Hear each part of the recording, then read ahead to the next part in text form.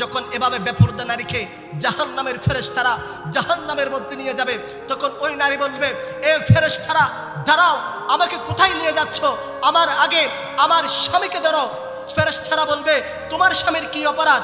ওই নারী বলবে, কারণ আমি দুনিয়ার মধ্যে বেপরদা চলেছি, বেগানা পুরুষের সামনে আমি পর্দা ছাড়া গিয়েছি, আমার স্বামী দেখেছে কিন্তু আমার স্বামী আমাকে ডাক দেয় নাই।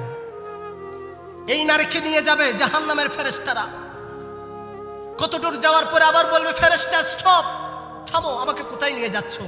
আমার বাবাকে ধরো, আমার বাবা আমাকে পর্দার সাথে চলার জন্য শাসন করে নাই, আমাকে পর্দার কথা বলে নাই। আর কিছু দূর যাওয়ার পরে বলবে, আমার মাকেও ধরো, আমার মাও আমাকে পর্দার কথা বলে নাই।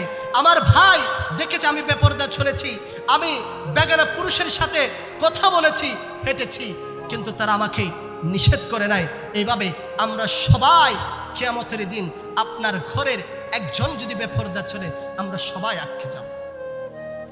সেই জন্য অভিভাবক আমাদেরকে সচেতন হতে হবে।